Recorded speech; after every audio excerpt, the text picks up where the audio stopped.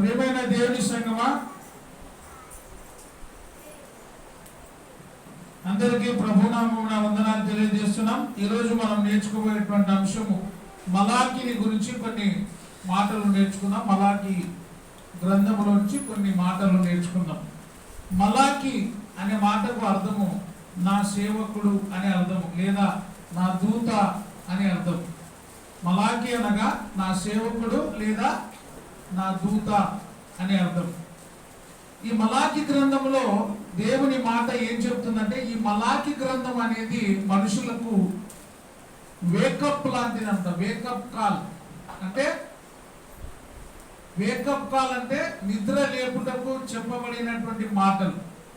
ఆ కాలంలో నిద్రను లేపేది ఒకటి ఉండేది. ఏమది?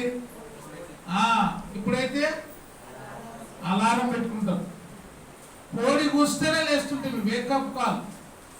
ఈ మలాకీ గ్రంథం కూడా దేవుని పిల్లలైన వారిని మేలుకొల్పుటకు రాయబడినటువంటి మాటలు ఇవన్నీ కూడా. ఇశ్రాయేలీయుల యొక్క ప్రజల యొక్క వేషధారణతో కూడినటువంటి అంశాలు ఇక్కడ ఉన్నాయి. ఇశ్రాయేలీయుల ప్రజలు ఎప్పుడు కూడా ఎట్లా ఉన్నారంట? వేషధారణ. దేవుడు మేలు చేసినప్పుడు ఒక రకము, మేలు చేయనప్పుడు మరొక రకంగా నడుచుకున్న వాళ్ళు ఇశ్రాయేలీయులు. ఇశ్రాయేలీయులు ఎప్పుడు కూడా దేవుని కనపరిచే వాళ్ళు కాదు. మేలు చేసినప్పుడే దేవుడు గొప్పవాళ్ళు అని చెప్పేవారు. ఏదైనా తక్కువైతే అందరికంటే ఎక్కువగా దేవుని దూషించేది ఎవరంటే ఇశ్రాయేలీయులే. దేవుని మాట ఏం చెప్పబడుతుంది అంటే చూడండి, ఇశ్రాయేలీయులలో నిండుకొనిన వేషధారణ. ఈ వేషధారణ ఎటువంటిదంటే, ఆయన దగ్గరికి వస్తాము కానీ ఇష్టపూర్వకంగా రాము, ఆయనను ఆరాధిస్తాము కానీ ఇష్టపూర్వకంగా ఆయనను ఆరాధించాము. యెషయా గ్రంథము 29వ అధ్యాయం 13వ వచనం చదువుకున్నట్లయితే అక్కడ దేవుని మాట రాయబడి ఉంటుంది. చదవండి. యెషయా గ్రంథము 29వ అధ్యాయము 13వ వచనం. ప్రభువు ఇలాగు సెలవించుచున్నాడు, ఈ ప్రజలు నోటి మాటతో నా యొద్దకు వస్తున్నారు, పెదవులతో నన్ను కనపరుచుచున్నారు, కానీ తమ హృదయము నాకు దూరముగా చేసుకొని ఉన్నారు. ఎంత చక్కని మాట చూడండి. దేవుని దగ్గరికి వస్తున్నారు కానీ ఎట్లా రావడం లేదు?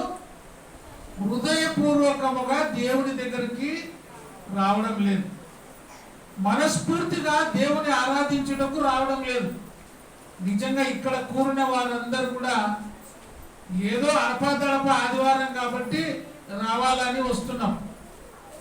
ప్రేమ కలిగి ఇష్టం కలిగి వస్తే, నేను ఆరాధనలో ఆరాధన క్రమములో నేను పాలు పంచుకోవాలి అన్నటువంటి ఆశ నీకుంటే ఆరాధన భాగములన్నిటిలో పాలు పంచుకోవాలి.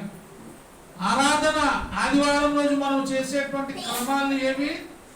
మొట్టమొదటిగా పాటలు పాడడం, ప్రార్థన చేయడం, వాక్యము చెప్పడం, ప్రభురాత్రి భోజనము, కానుకలు ఇవ్వడం.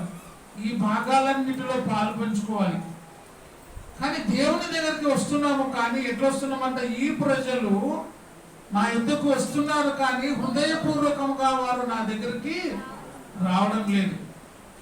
అదే మత్తయి సువార్తలో కూడా 15వ అధ్యాయము 7వ వచనం నుంచి చదివితే అక్కడ ఏమంటే, ఈ ప్రజలు తమ పెదవులతో నన్ను గణపరుచుచున్నారు కానీ వారి హృదయము నాకు ఎక్కడ ఉందంట?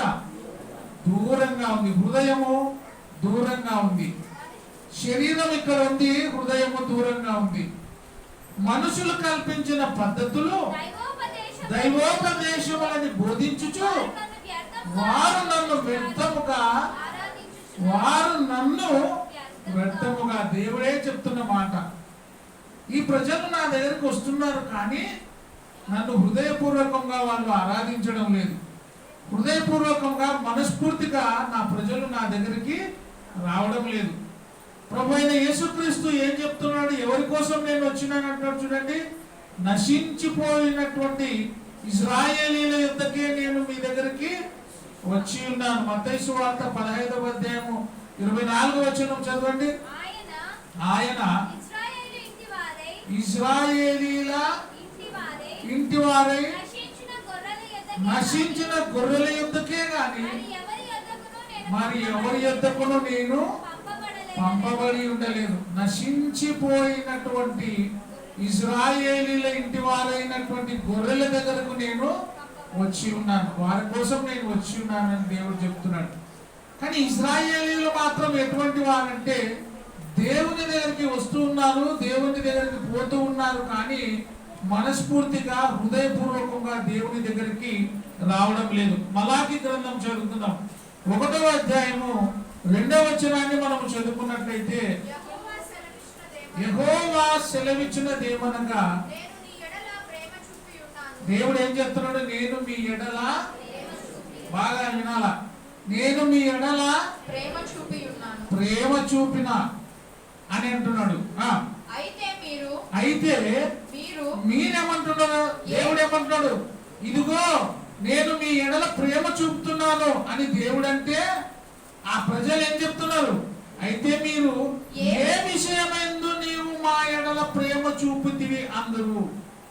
ఏ విషయంలో మా మీద ప్రేమ చూపినావా? దేవుడు చూపిన ప్రేమను మర్చిపోయినారు. దేవుడు వాళ్ళను ఎంత ప్రేమించినాడంటే, ఆకలి ఉన్నప్పుడు దేవుడు వారికి మాంసం ఇచ్చినాడు. ఆకలి ఉన్నప్పుడు దేవుడు ఆకాశం నుండి మన్నాను కురిపించి వారికి తినిపించినాడు. కష్టాల్లో నష్టాల్లో వారికి తోడుగా ఉండి నడిపించినాడు. ఎండ దెబ్బ తగలకుండా, చీకటి అంటే మంచు చంద్రుని యొక్క దెబ్బ తగలకుండా దేవుడు వారిని నడిపిస్తూ ఉండి ప్రేమ చూపుతూ ఉన్నా కూడా ఈ ప్రజలు ఏమంటున్నారంటే, దేవుడు యెహోవా సెలవిచ్చినదేమనగా, నేను మీ ఎడల ప్రేమ చూపినాను అని దేవుడు చెప్తే, వాళ్ళంటారు ఏ విషయంలో నీవు మా మీద ప్రేమ చూపితివి అని అంటారంట. ఏ విషయంలో అబ్బా? రే నాయనా, నిన్ను చాలా ప్రేమించినాను అని తండ్రి అంటే, కొడుకు ఏం ప్రేమించినావు అబ్బా? నువ్వు ఏం చూసుకున్నావు? ఈ కాలం కూడా ఏం పెట్టినావు? నాకు పెట్టినాపో ఆ ఎల్లిపాయ కారము అన్నం. నీ తండ్రి ఆ ఎల్లిపాయ కారం కూడా తినకుండా నిన్ను కుటుంబాన్ని నిన్ను సాకి పెద్ద చేసినాడు. కానీ ఈరోజు పిల్లలు అనే మాట ఏమి? నువ్వు నన్ను ఏం చూసినావు? బల సాకినావు, బల పెద్దగా చేసినావు. నువ్వు ఎవరు చేయలేనా, ఎవరు కనలేనా? నువ్వే కన్నావా? దేవుని మీద కూడా అదే మాట అంటున్నారు. ఏ విషయంలో నువ్వు మా మీద ప్రేమ చూపుతివి అని వారు అందరూ. చాలు. యోహాను సువార్త 14:15లో దేవుడు ఏమంటాడంటే, మీరు నన్ను ప్రేమించిన ఎడల నా ఆజ్ఞను గైకొందురు. నేనేమో మిమ్మల్ని ప్రేమిస్తున్నా, మీరు కూడా నన్ను ప్రేమిస్తే నా ఆజ్ఞను గైకొందురు. నేను మిమ్మల్ని ఎంత ప్రేమిస్తున్నా? వాళ్ళన్నారు, ఏ విషయంలో నువ్వు మమ్మల్ని ప్రేమిస్తున్నావు? దేవుడు చెప్తున్నాడు ఎంత ప్రేమిస్తున్నాడు అంటే చూడండి, 15వ అధ్యాయం యోహాను సువార్త 15వ అధ్యాయం 9వ వచనంలో, తండ్రి నన్ను ఎలాగూ ప్రేమించను. ఎంత మంచి మాట! తండ్రి నన్ను ఎలాగూ ప్రేమించినాడో నేను కూడా మిమ్మను అలాగే నేను ప్రేమిస్తే. నా తండ్రి నన్ను ఎంత ప్రేమించినాడో నేను మిమ్మల్ని అంత ప్రేమించినాను. కానీ వీళ్ళకి విశ్వాసం లేదు. ఏ విషయంలో నువ్వు మా మీద ప్రేమ చూపితివి? ఏమి మమ్మల్ని బాగా చేసితివి? ఇదంతా కూడా ఇజ్రాయేలీల ప్రజలు చేస్తున్నటువంటి మాట, వాళ్ళు చెప్తున్నటువంటి మాట. ఆయన మాత్రం ఏమంటే, తండ్రి నన్ను ఎలాగూ ప్రేమించునో నేను మిమ్మల్ని అలాగూ ప్రేమించి తిని నా ప్రేమ యందు మీరు నిలిచి ఉండుడి. ఎవరి ప్రేమలా? ఈనాడు దేవుని ప్రేమలో కాకుండా లోక ప్రేమలో పడిపోయి అనేకులైనటువంటి యవనస్తులు పాడైపోతున్నారు. దేవుని ప్రేమ కంటే లోకాన్ని ప్రేమించి లోకములో ఉండే శరీరాశ, నేత్రాశ, జీవపు డంబములో పడిపోయి వారి ఆత్మలను, వారి శరీరాలను ఏం చేసుకుంటున్నారంటే నాశనము చేసుకుంటున్నారు. కానీ దేవుడు ఏం చెప్తాడంటే, నా ప్రేమ యందు మీరు నిలిచి ఉండండి. ఇజ్రాయేలీల ప్రజలు దేవుని ప్రేమలో ఉండడంలే, వేషధారుల వలె ఉన్నారు. కొంచెం ఇటు కొంచెం అటు విగ్రహాలను చేసుకుంటూ వచ్చినారు. నిజమైన దేవుడు వారితో ఉండి నడిపిస్తూ ఉన్నా కూడా ఆయన లెక్క చేయకుండా ఉన్నారు. రెండవది చూడండి, దేవునికి వారు ఘనత ఇవ్వలే. మలాకి 1వ అధ్యాయం 6వ వచనంలో దేవుడే చెప్తున్నాడు, నేను తండ్రినైతే నాకు రావాల్సిన ఘనత ఏమాయను. నేను మీ తండ్రినైతే నాకు రావాల్సిన ఘనత ఏమైంది? ఈరోజు దేవుని మనం ఘనపరుస్తున్నామా? నాకు రావాల్సిన ఘనత ఏమైంది? ఎక్కడ పోయింది? నేను యాజకుడనైతే, నేను యజమానుడనైతే నాకు భయపడువాడు ఎక్కడ ఉన్నాడు అని సైన్యములకు అధిపతి యెహోవా మిమ్మల్ని అడగగా, మళ్ళా దేవుడు చెప్తున్నారు ఇప్పుడు, మేము ఏమి చేసి నీ నామమును నిర్లక్ష్య పెట్టితిమి. రివర్స్. నేను తండ్రినైతే నాకు రావాల్సిన ఘనత ఏమైంది అంటే వాళ్ళు ఏమంటారు, మేము ఏమి చేసి మేము నిన్ను నిర్లక్ష్యం చేస్తామబ్బా, మేము బాగానే ప్రార్థనకు వస్తున్నాం కదా, మళ్ళీ ఇంకేం కావాలా? ప్రార్థనకు వస్తున్నావు కానీ పాట పాడుతున్నావా? పాట పాడడంలే. ఆయన ఏమన్నాడు? పాట పాడమన్నాడు, ప్రార్థించమన్నాడు. నువ్వు పాట పాడుతున్నావా? పాట పాడడానికి రా, మనం పాటలు అయిపోయినాక వస్తాం. ఎంతన్నా చెప్పు, ఏమన్నా చేయి. ఇశ్రాయేలీల వల్ల వేషధారులం అయిపోతున్నాం మనం. చెప్పి చెప్పి చెప్పి చెప్పి అలసిపోయి సొలిసిపోతున్నాం కానీ మనం మారడంలే. ఏమి చేసి మేము నీకు నిర్లక్ష్య పెట్టితిమి అని మీరు అందరూ, మేము ఏం చేసి నేను నిర్లక్ష్య పెడుతున్నాం అబ్బా? దేవుడు ఏమంటే, నేను తండ్రినైతే నాకు రావాల్సిన ఘనత, ఎందుకంటే ఆయన ఘనత తగ్గిపోయింది. దేవునికి ఇవ్వాల్సిన ప్రాముఖ్యత ప్రాధాన్యత ఇవ్వడం లేదు. అందుకే ఆయన అడుగుతున్నాడు, ఏమైంది నా ఘనత? నాకు ఇవ్వాల్సిన రెస్పెక్ట్ మీరు ఎందుకు ఇవ్వడంలా అని దేవుడు అడిగితే, మేమేం చేసి నిన్ను కనపరచడం లేదబ్బా, మేము నిర్లక్ష్యం పెట్టలేదే అంటే వారు అనుక్షణము నిర్లక్ష్యమే చేస్తున్నారు. ఇశ్రాయేలీల ప్రజలు దేవుని దూషిస్తున్నారు. యెషయా 5వ అధ్యాయం 24వ వచనం చదివితే, మీరు దేవుని యొక్క ధర్మశాస్త్రమును నిర్లక్ష్యము చేసి తిరిగి, దేవుని యొక్క ధర్మశాస్త్రమును, దేవుని మాటను ఏం చేస్తున్నారు? వాళ్ళు నిర్లక్ష్యం చేస్తూ వచ్చినారు. లెక్క చేయడంలే. దేవుడు అంటే లెక్కనే లేదు, దేవుని మాట అంటే లెక్క లేదు. నాకు అనిపిస్తుంది సాయిబాబా నగర్లోనే అట్లా ఉన్నామో ఏమో అనిపిస్తుంది. చుట్టుపక్కల ఆదివారం కానీ, బుధవారం కానీ, శుక్రవారం చూడండి, ప్రార్థన పెట్టినప్పుడే ఏదో ఒకటి అంత కంపెనీ ఉంటుంది. చుట్టుపక్కల మనుషులది, కుక్కలది, జంతువులది, అంతా దేవుని పని అంతా కూడా నిర్లక్ష్యం అయిపోతుంటది. నాకు రావాల్సిన ఘనత ఏమైంది? మేమేమి చేసి నిన్ను కనపరచలేదబ్బా. దేవుని సన్నిధికి నిర్లక్ష్యంగా రావడం ఆయనకు ఆయాసకరమైన పని కాదా? దేవుని మాట వినకపోవడం ఆయనకు ఇష్టమా కాదా? మరి మనం వింటున్నామా ఆయన మాట? ఎంత ప్రేమగా దేవుని దగ్గరికి వస్తున్నామో మనమే ఆలోచన చేయాలి. అందుకే రోమీలకు రాసిన పత్రిక 2వ అధ్యాయం 24వ వచనంలో చూస్తే, మిమ్మును బట్టియే కదా దేవుని నామము అన్య జనుల మధ్య దూషించబడుతుంది. మీ నిమిత్తమే అన్య జనుల మధ్య దేవుని వాక్యం ఏమైతుంది? దూషించబడుతుంది. ఇశ్రాయేలీలు నడుచుకుంటున్న విధానము అన్య జనులకు ఏమైతుంది? ఇంకా తక్కువైపోతుంది.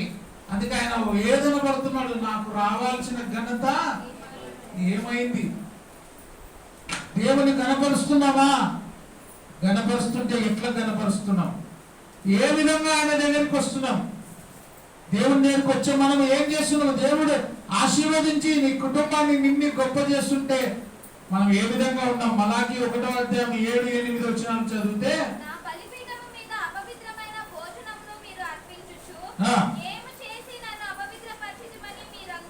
ఏమి చేసి నిన్ను మేము అపవిత్రపరిచితిమని మీరందరూ. నేహా ఆ మైక్ తీసుకురామా, అడుగుంటే మైక్ దా. ఏమి చేసి మిమ్మల్ని మేము నిర్లక్ష్యము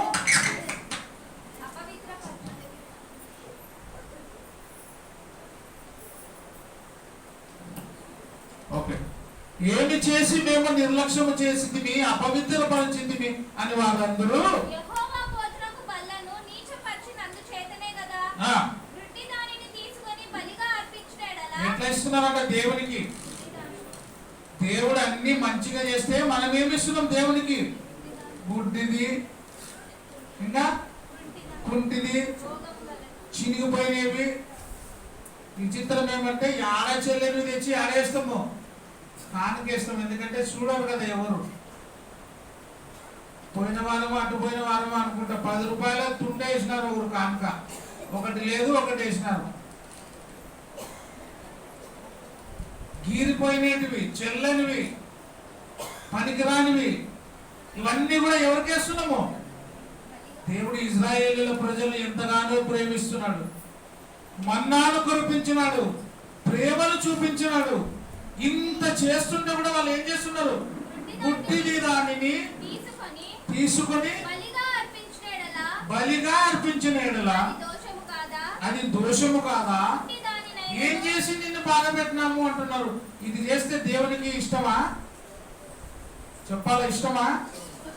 దేవుడు మంచిగా ఇచ్చినాడు కదా, మంచిగా పోషించినాడు, మనం ఏమి ఇవ్వాలి దేవునికి? ఆ కాలంలో బలులు ఇచ్చేవారు. బలులు అర్పించేటప్పుడు కూడా జంతువుని జాగ్రత్తగా పరిశీలించాలా. అది ఎక్కడ చిన్నగా ఏమైనా కుంటుతుంటే కూడా కుంటినేది కుంటే జంతువు దేవునికి బలిగా ఇవ్వకూడదు. ఒకవేళ చిన్నగా చెవు కత్తిరిస్తే కూడా ఆ కత్తిరించినది కూడా దేవునికి బలిగా ఇవ్వకూడదు. చాలా జాగ్రత్తగా దేవునికి ఇవ్వాల. కానీ ఎట్లా ఇచ్చినారు? కుంటిది, ముట్టిది, రోగం కలిగినది దేవునికి ఇచ్చినారు బలిగా. ఇప్పుడు మనం ఏమి ఇస్తున్నాం దేవునికి? ఇవే. అసలు ఇస్తున్నామా? ఎంత ఇస్తున్నాం? పాత నిబంధనలో ఏమి ఏమన్నాడు దేవుడు? నువ్వు ఎంత సంపాదిస్తే అంతలో నువ్వు 10వ భాగము దేవునికి ఇయ్యాల. ఇప్పుడు కూడా చాలా మంది బోధకులు 10వ భాగం ఇవ్వాల్సిందే, 10వ భాగం ఇవ్వకపోతే నీ కుటుంబం ఆశీర్వాదము చెందదు అని చెప్తుంటారు. 1,00,000 రూపాయలు జీతం ఉంటే ఎంత ఇయ్యాలా? 10,000 ఖచ్చితంగా నెలకి కానుక ఇవ్వాల్సిందే అని చెప్తారు. ఇప్పుడు దేవుడు 10వ భాగం అడగడం లే, వర్ధిల్లిన కొలది నువ్వు దేవునికి కానుక ఇవ్వాల. అది ఇచ్చేది ఎట్టయ్యాల? సనుగు కొనుకయ్యు గునుగు కొనుకయ్యు విసుకకుండా దేవునికి నువ్వు తెచ్చి కానుక ఇవ్వాల. ఇంకొకటి, బలవంతముగా కాక. ఎట్లా? బలవంతంగా, ఇష్టం ఉండి ఇష్టం లేక. నువ్వు ఎంత ఇస్తున్నావు నీకు తెలియదా? నిజంగా నీ గుండె మీద చేసుకొని చెప్పు. దేవునికి ఇచ్చేది ఎంత? రూపాయ, 2 రూపాయల? నీ పిల్లలకి ఇచ్చేది ఎంత? పాలు తాగేది ఒక చోట,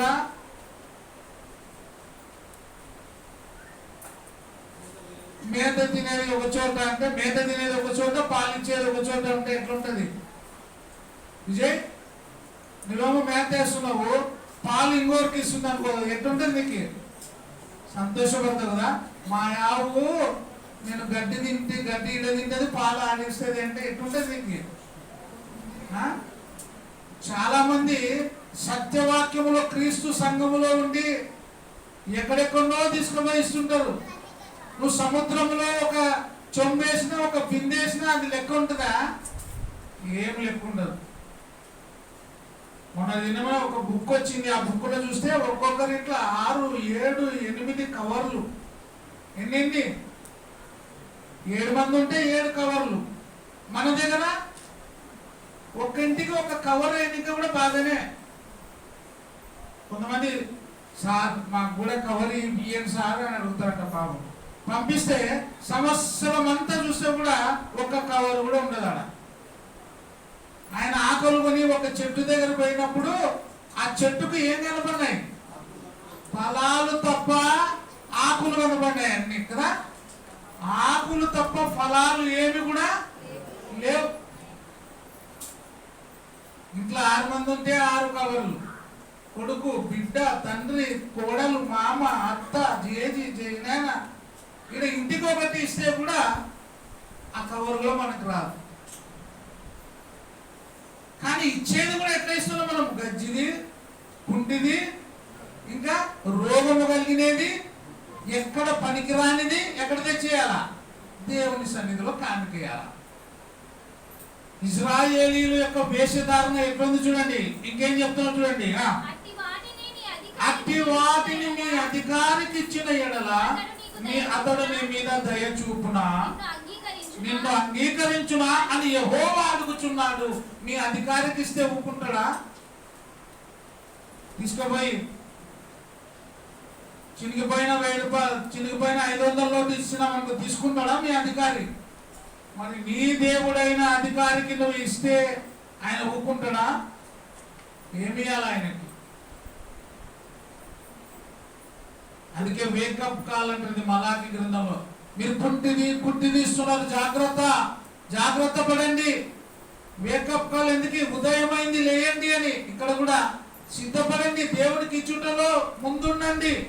దేవుడు మిమ్మల్ని ప్రేమిస్తున్నాడు, ఆయన మీకోసము ప్రాణం ఇచ్చినాడు, ఆయన దయాళుడు, దయాహృదయం గలవాడు అని ఈ వేకప్ కాల్ ద్వారా మనకు తెలియజేస్తున్నాడు. ఇంకేమి ఇచ్చినారంటే చూడండి, లేవికాండం 22వ అధ్యాయము 21వ వచనం. లేవికాండం 22వ అధ్యాయము 21వ వచనం.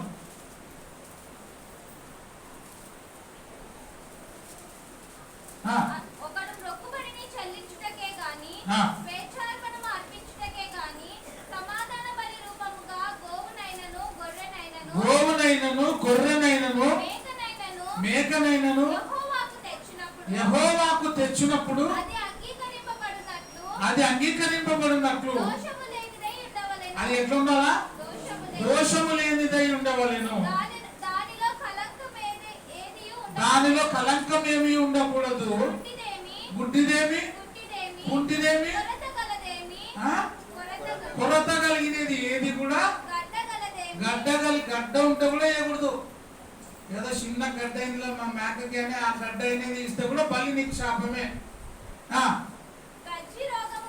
గజ్జి రోగం కలిగినది,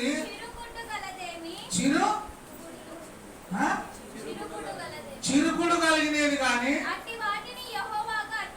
అట్టి వాటిని యెహోవాకి అర్పించవలెను. యావియాల మంచివి ఇవ్వాలి దేవునికి, కానీ ఈ ప్రజలు అవే ఇస్తున్నారు. ఇంకొకటి చూడండి, టకటక చూసుకుందాం. ఒకరి ఎడల ఒకరు ద్రోహము మరియు నిబంధనలను తృణీకరించినారంట. 2వ అధ్యాయం మలాకి 2:10. మనందరికీ తండ్రి ఒక్కడే కాదా? ఒక్క దేవుడే మనల్ని సృష్టించలేదా? ఇలాగ ఉండగా ఒకరి ఎడల ఒకరు ద్రోహము చేయొచ్చు. మన పితరులతో చేయబడిన నిబంధనను మనం ఎందుకు తృణీకరించుచున్నాము? నిబంధనను ఏం చేస్తున్నాం మనము? తృణీకరిస్తున్నారు. ఇంకేం చేసినారంట? 2వ అధ్యాయం 11వ వచనములో అన్యులను వివాహం చేసుకున్నారు. ఎవరిని? అన్యులని, దేవుని ఎరగని వారిని. యూదావారు ద్రోహులై ఇశ్రాయేలీల మధ్య యెరూషలేములోనే హేయ క్రియలు జరుగుచున్నవి.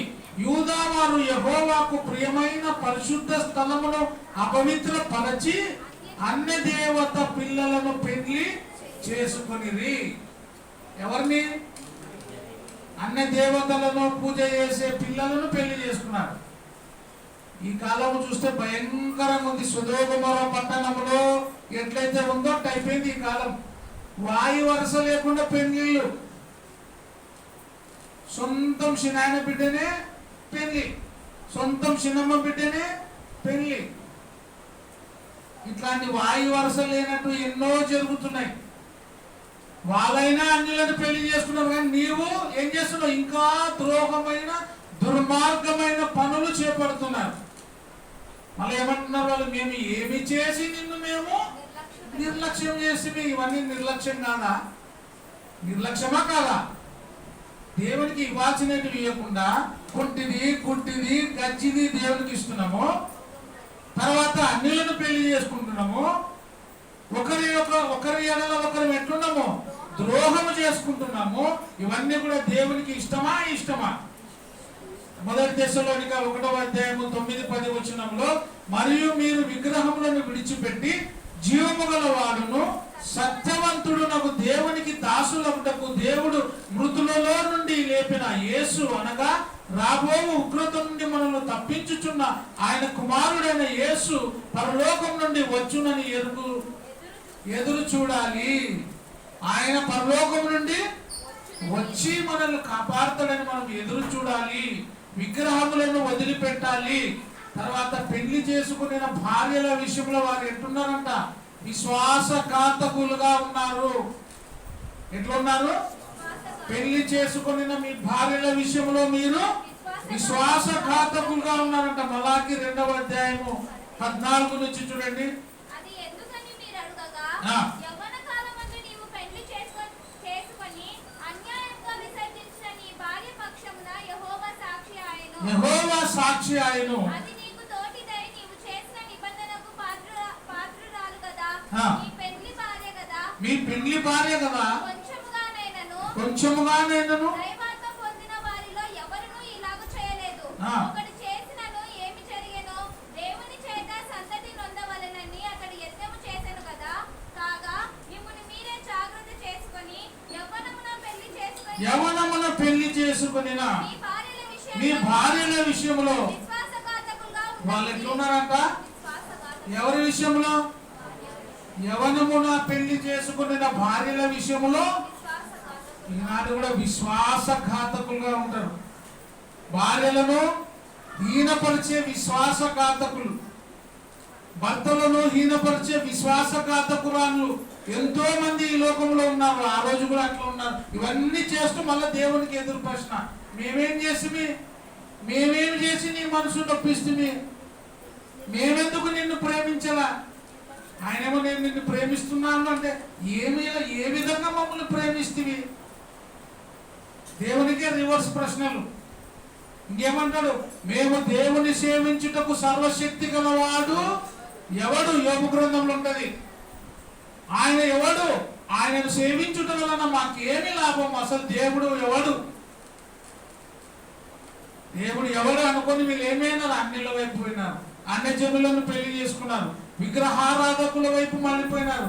మనలో కూడా చాలా మంది క్రైస్తవులు విగ్రహాల వైపు పోయి విగ్రహముల దగ్గర ఆడుచు పాడుచు నిజ దేవుని ఏం చేస్తున్నాము? నిజ దేవుని మనసు గాయపరుస్తున్నాం. నువ్వు ఒక దేవుని కుమారుని కుమార్తెవి ఒక విగ్రహం దగ్గర పోయి నువ్వు ఆడుతూ పాడుతూ గంతులేస్తున్నావు అంటే నిన్ను బట్టి దేవునికి ఏం కలుగుతుంది? ఘనతనా అవమానమా? అరే మేము ఆడితే ఏం లేదు, వీడేంద్ర దేవుని పిల్లడు యేసు ప్రభు నమ్ముకున్నామంటాడు, ఆయన బిడ్డ అంటాడు, మళ్ళీ ఈడ తాగుతున్నాడు, ఈడ ఆడుతున్నాడు. నీకంటే ఎవడు మేలు? పడిపోయిన పిండమే మేలు. నువ్వు చల్లగానైనను లేవు, వెచ్చగానైనను లేవు, కాబట్టి నేను నిన్ను నా నోట నుండి ఉమ్మేస్తా అంటాడు దేవుడు. మలాకి 2వ అధ్యాయం 17వ వచనంలో మీ మాటల చేత మీరు యెహోవాను ఆయాస పెట్టుదురు. ఏమి చేత? మాటల చేత. దేవుని మాటల చేత కూడా ఆయాసపడుతున్నామంట మనం. ఎట్లంటే ఎట్లా మనం మాట్లాడే మాట దేవునికి ఆయాసం తెప్పిస్తుంది. మన మాట అన్యుల మాట తేడా ఉండాల. అన్యులు మాట్లాడే మాటలు మన మాటలు ఒకటే రకంగా ఉండకూడదు. మన మాటలు డిఫరెంట్గా ఉండాలా. ఇంకేమంది? దేవుని దగ్గర దొంగిలిస్తున్నామంట. 3వ అధ్యాయం 8వ వచనం. దొంగిలునా? మీరు నా యొద్ద ఏం చేసిరి? దొంగతనం చేస్తున్నారు మీరు. మేమెట్లా దొంగతనం చేసివి? మళ్ళా అడుగుతున్నారు రివర్స్ దేవుని. ఎప్పుడు మేము ఏ విషయంలో దొంగతనం చేసిమి అని మీరందరూ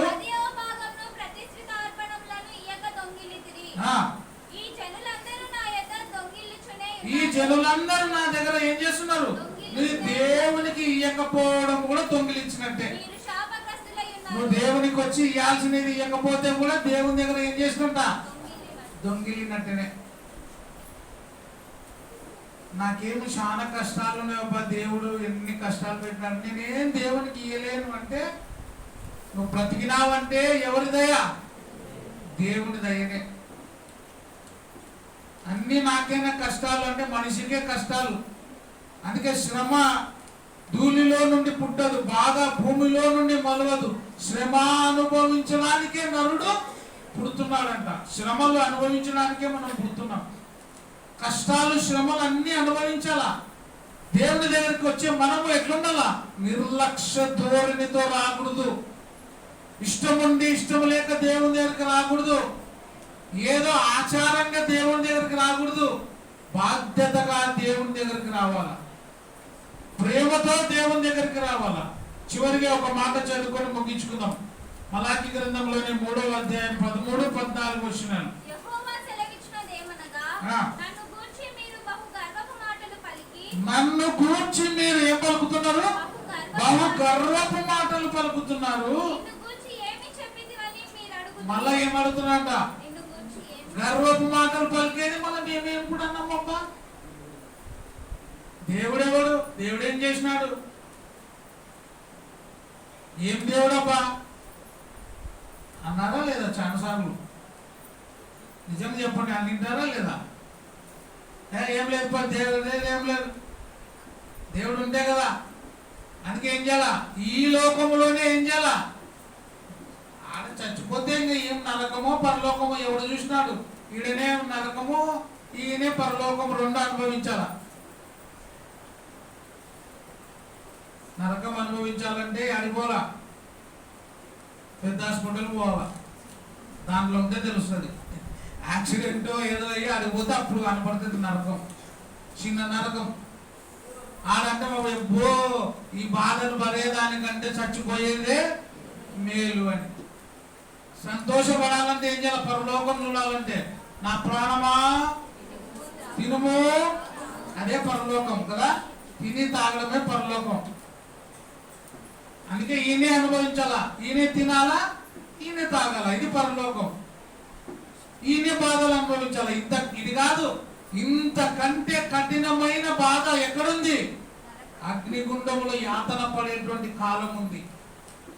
ఆ అగ్నిగుండములో నీ ఆత్మ పడకుండా ఉండాలంటే ఏం చేయాలా? దేవునికి ఎదురు చెప్పకుండా ఉండాలా. దేవుని మాట విని దేవునికి లోబడాలా. ప్రతి ఆదివారం దేవుని సంఘమని సహవాసములో చేరి అపోస్తుల బోధయందును సహవాసమందును రొట్టె విరుచుటయందును ప్రార్థన చేయటందును ఏం చేయాలి? ఈ రొట్టె ద్రాక్షరసం ఎప్పుడు తీసుకోవాలా? అప్పుడప్పుడు తీసుకోవాలా. మనకి నచ్చినప్పుడు తీసుకోవాలా, నచ్చినప్పుడు వదిలిపెట్టాలా. అంతే కదా. తీసుకుంటే తీసుకో, లేకుంటే లే. ఎన్ని కష్టాలుండని రొట్టె ద్రాక్షరసం మనం మానకూడదు. ఆయనకి ఏమంటారు చూడండి, యెహోవా సన్నిధిని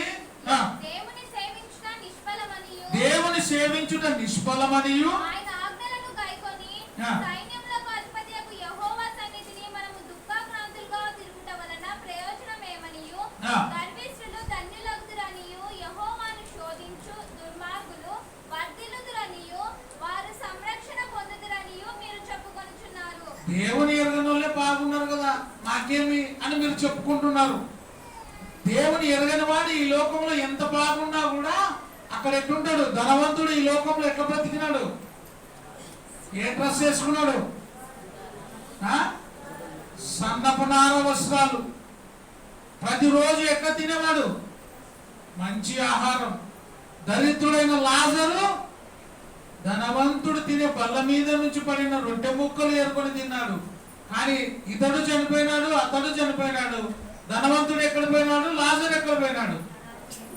ధనవంతుడు అగ్నిలో యాతన పడుతున్నాడు, లాజరు అబ్రహామురమున ఆనుకొని ఉన్నాడు. కాబట్టి మనము కూడా ఈ లోకము వదిలిపెట్టిన తర్వాత నిత్య సంతోషకరమైనటువంటి పరలోకములో ఉండాలంటే దేవుడు చెప్పిన ఆజ్ఞలు మనం పాటించాలా.